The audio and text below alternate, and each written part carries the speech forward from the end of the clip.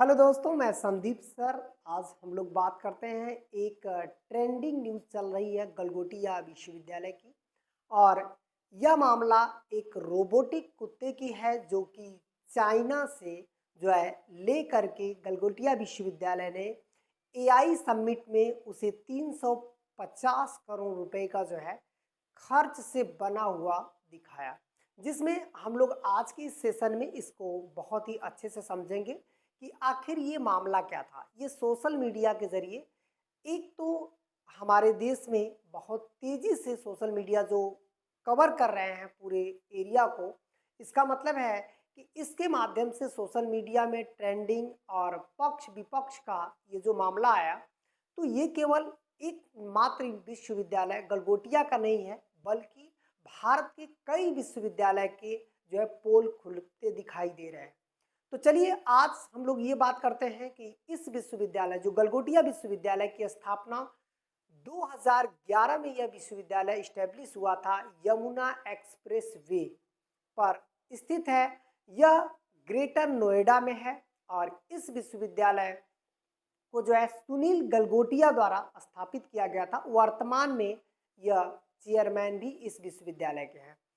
रह गई बात कि इस विश्वविद्यालय ने केवल अभी ये कुत्ते वाला रोबोटिक कुत्ते वाला ही मामला नहीं था, बल्कि इससे पहले बहुत सारे मामले भी थे।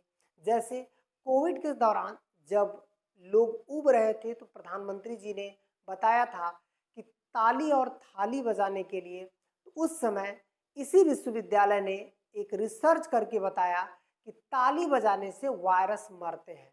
हालांकि काफ़ी बड़ा पेज में ये रिसर्च बताया गया था, जिसमें काफ़ी बड़े स्तर पर जब आलोचना हुई, तो इस विश्वविद्यालय ने उस तरह के जो है पेज को हटाते हैं और जो लेख है उसको फिर से वापस माफ़ी मांग लेते हैं कि ऐसा नहीं होता है कि ताली बजाने से वायरस मरते हैं। तो फिर यहाँ पर जो ये मामला आया रोबोटिक कुत्ते का, तो बहुत बड़ा ये मामला है और हमारे देश की अंतर्राष्ट्रीय स्तर पर भी काफ़ी बेइज्जती हो रही है।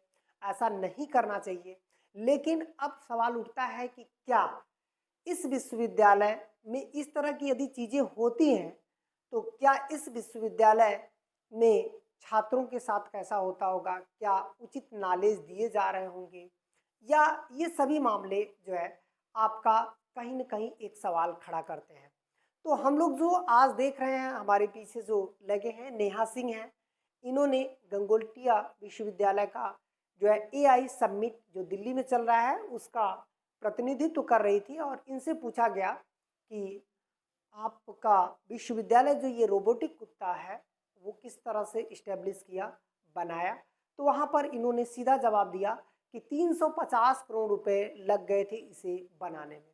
फिर अगले दिन ही इन्होंने जो है इसको वापस कर दिया कि नहीं, ऐसा कुछ नहीं है। और ऐसे ही राजनीतिक मुद्दे बहुत तेजी से तुल पकड़ने लगे। तो मामला आता है कि केवल ये देश में इस तरह से यदि देखा जाए कि घटनाएं हो रही हैं, तो आप समझ सकते हैं कि उस विश्वविद्यालय में पढ़ने वाले छात्रों के साथ क्या होता होगा। क्या उन्हें उचित शिक्षा मिल रही होगी?